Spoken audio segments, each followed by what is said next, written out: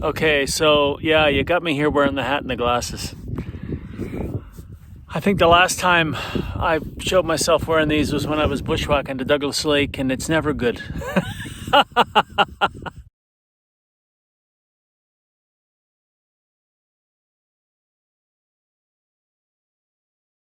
From Grasslands National Park, let's find out how's the hike to the Badlands, to the Valley of 1,000 Devils.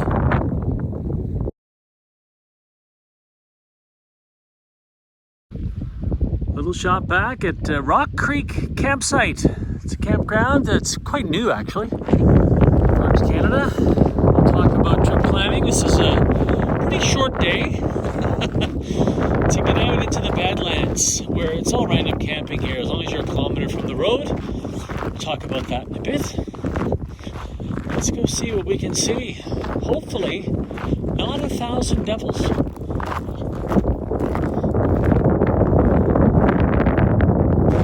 Circle here, folks that come out on this well-maintained gravel trail and do a little 10-minute day hike on the Rock Creek Trail. But I'm turning left, right here. 10K return. Not a big one, but I'll tell you why that's a good thing when we do trip planning. I mean, you can camp anywhere out here. As I said, a kilometer from the car, and you can go anywhere in random camp, but there's a big problem, which would stop you from doing that, for the most part, so we'll talk about that a bit later. Anyway, now we're on a nice single track. Get up over this hill and see if we've got some views. Little intersection here, we're going to go left to the Valley of 1,000 Devils, but you can also go a little further off that way. The park staff told me, this is where I want to go. And if you talk to people that come to Grasslands, even for a day hike, this is the trail. That's why I'm here, to show you that trail. Another intersection to show you, the old wagon trail. Literally, you can actually go back that way to the trailhead. So that maybe tomorrow I'll go back a different way. Kind of mix things up a bit.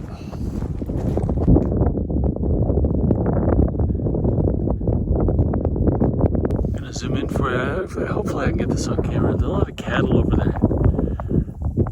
Just a few hanging out, munching on the grass. As they do.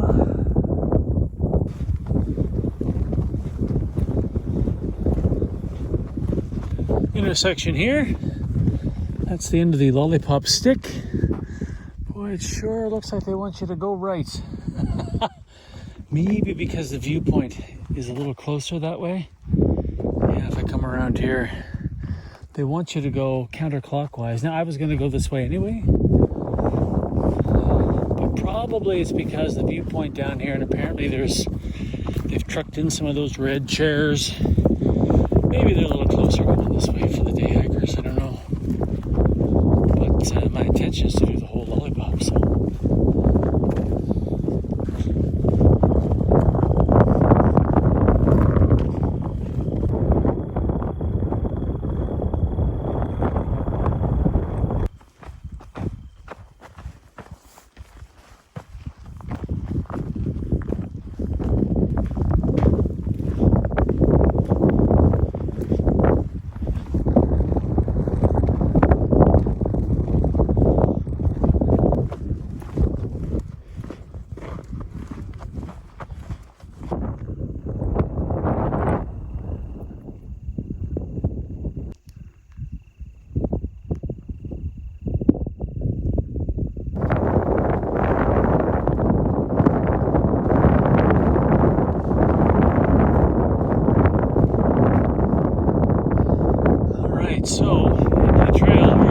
Around. I mean, you can go anywhere. I can go anywhere I want right now.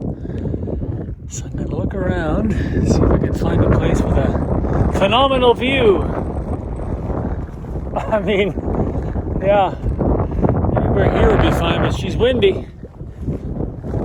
Let's go look around.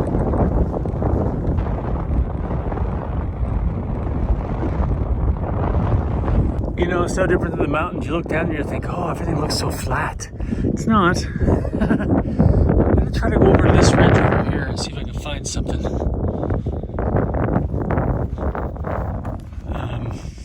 Yeah. Maybe a little shelter from the wind where I can catch the moonrise, the sunrise, the sunset, you know, all that fun stuff.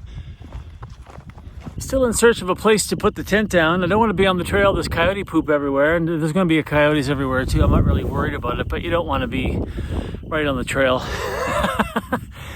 And really nothing flat. So thought I'd sit here really quickly and take a break. I haven't had a break yet. I've been going for a bit. I think I've done 7K now without stopping, so why not have a little trip planning? Yeah, so Grasslands National Park, it's been on my list all summer. It's been in my head. It's been kind of haunting me. And here I am in the Valley of 1,000 Devils. And Hellfire Creek, which really isn't a creek. And that brings me to my first point. There's no water out here. There's some water flowing, but not much, and you can't drink it. Even if you filter it, it's too much saline, too salty. And if you drive through here on the way to the park, you kind of look around this time of year, you'll see some ponds that have dried up, and you can see all the minerals that have from the water evaporating around the ring, a lot of salt. So they tell you don't drink the water. And that's one thing I listen to when the park tells you stuff like that, because the last thing you want to do is drink brackish water, saline water, not good. So basically that pretty much puts you at a 1 or 2 nighter, and only a 2 nighter if you're doing some sort of big loop, because you can't, if you're going to do an out and back, you need an extra night. So that's 3 nights, and that's a lot of water to carry. Second thing going on right now is there is a fire ban, and it's a total fire ban, meaning if you're out here with your jet boil, you can't boil water. I couldn't bring my Pocket Rocket Deluxe out, or whatever it is, Pocket Rocket 2 from MSR. No cooking stoves of any kind currently because of the fire danger. And if you look around, like behind me, you can see why. It'd be a lot easier to start a fire out here than in most places.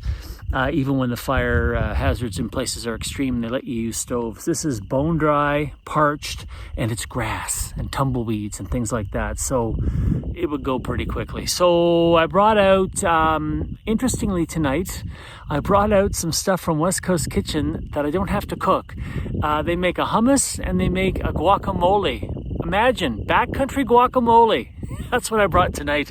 So I'm kind of excited about that. And then in the morning, I didn't bring any coffee. I'll have that back at the trailhead in the van because it's a short walk. It's about an hour or less back to the trailhead, like from wherever I picked a camp out here. And I'm kind of excited to try that guacamole. It's been sitting there all summer, and I have not put it in the backpack because I didn't want to carry any extra weight for kind of a luxury. But tonight, no fire. Perfect. I brought some wraps and I brought some freeze-dried guacamole. So you guys are smiling about that. And it should be an awesome night. I stayed here last night at the campsite, and you can hear the coyotes barking and yipping all over the place. And also like the moon. So it's a full moon right now, or very close, which means you're not at a new moon where you'd have this place is known for stars. I mean, I'm 10K from Big Sky Country. Montana is 10K that way, maybe 12K at the most as a crow flies, which is Montana's Big Sky Country. Well, it is here too. So the people, I mean, they told me astronomers come out here, to come out here in the back and view the galaxy. So it's pretty neat. So I may leave the rain fly off tonight, actually. It's going to be cold. That's the last thing I want to say about this area. They tell you out here in the Badlands area, in the summertime, like in the daytime, let's say, expect it to be 10 degrees potentially, 10 degrees Celsius hotter than what you get from the weather forecast for either Val Marie or closer here. I think it's called Wood Mountain, which I'm picking up weather from Wood Mountain. So 10 degrees warmer Celsius, and then it can be up to 10 degrees colder at night. I mean, if you look behind me, and if I just pan around real quick, just show you, yeah, like there's nothing to hold the heat at night, and there's nothing to absorb it in the daytime. So there's your trip planning as I swing back around. Grasslands National Park, I've wanted to get here for a while. This Valley of the 1,000 Devils is kind of the hike. There are some a trail and some routes on the west block as well, which I may or may not explore. That's where the bison herd is, though. So yeah, I mean, out here, animal-wise, lots of coyotes, as I've mentioned. There's also badgers. I was told occasionally, oh, and there's some cats, cougars, which are fairly frequent around, and also occasionally wolverines. Now think about where I'm sitting. I'm in southern Saskatchewan, and we're talking about wolverines. I just think that's cool. It's also a big bird sanctuary. You can tell I'm excited to be here. So that's pretty much it. That's trip planning. I mean, I'm going to look for a place to park the tent. I'm going to have my guacamole, and I'm going to watch the sunset, the stars, the moonrise, and then the sunrise. Yeah, that's what I'm going to do. But first I have to find a place to camp. Let's get that out of the way next.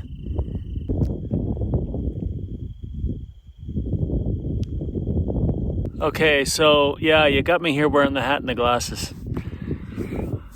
I think the last time I showed myself wearing these was when I was bushwhacking to Douglas Lake, and it's never good. Yeah, so trip update.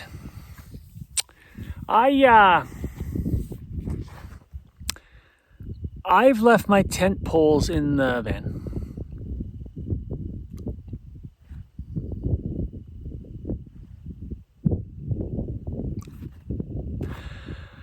I don't have any words.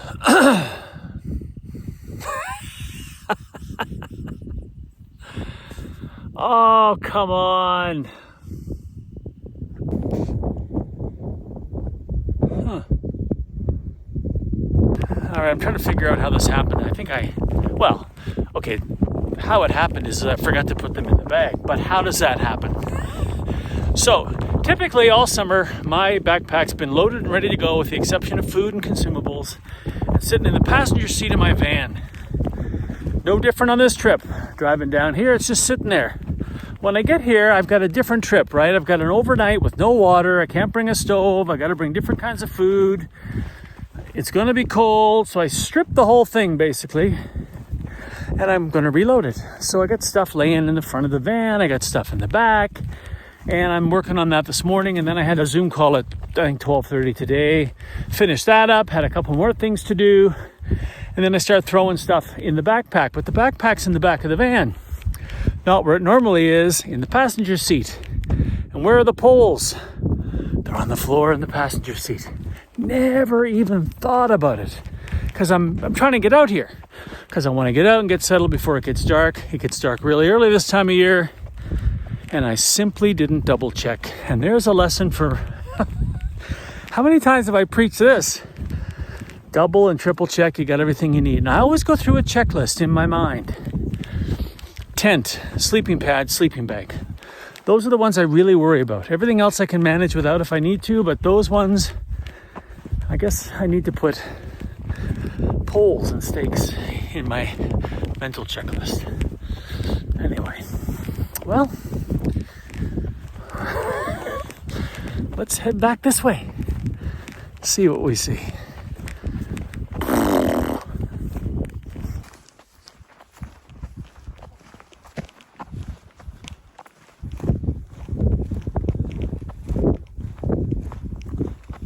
Back to the intersection I showed you a while ago. Now we're back on the lollipop stick portion of today's hike.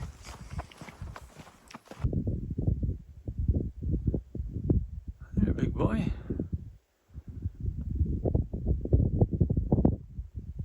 The shadow's getting pretty long.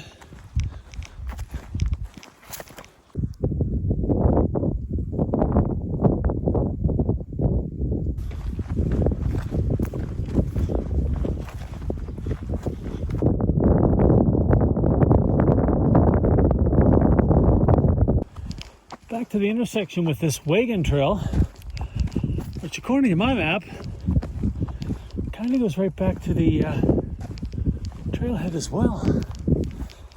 So let's walk a different route.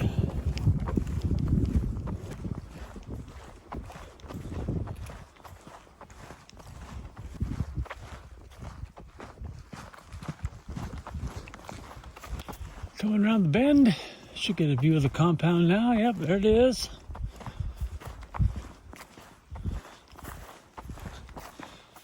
You think it's close, and it is, relatively speaking, but further than you think.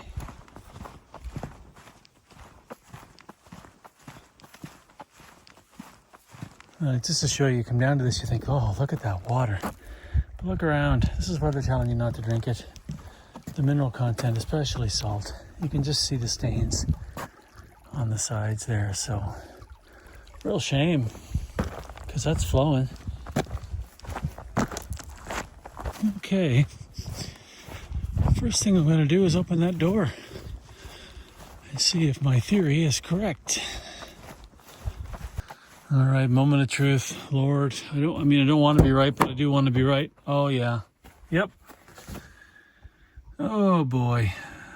Oh, jeez. All right, let's wrap it up. Gorgeous sunset again. All right, let's just sit over here and talk about this real quick. All right, so I'm going to post the video, obviously, because you're watching this. Why? Because, in the past, if I didn't finish a trip, or it didn't work out, or I didn't stay a night out, I just wouldn't post them. And actually, this year is no different. There probably will be a compilation at the end of the year of failed hikes, which is kind of a funny term, but hikes that I didn't bother finishing or something happened. That happened again this year in 2025, and then this is one of them, but I'm going to post it because, first of all, I really wanted to show you this park. And this is so different than anywhere else I've backpacked.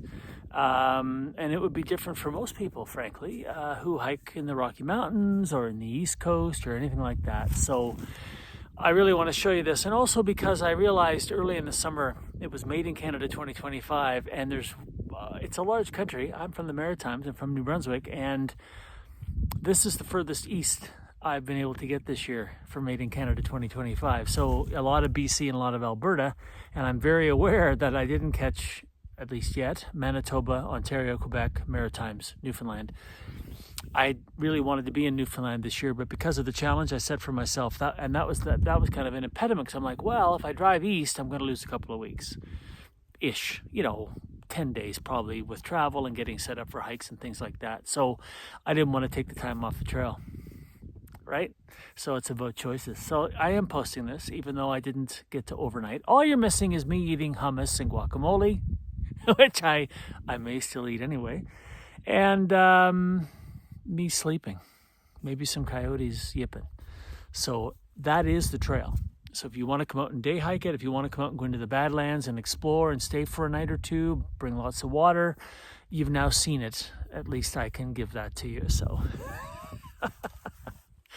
the antidote for failed hikes or hikes that don't quite go as planned, that's now 2 in a row, is to go do one and finish it. So I'm going to put my thinking cap on. Where to next? Anyway, any questions or comments about getting here, about the park, about this? And this is a very unique place with the 2 different blocks.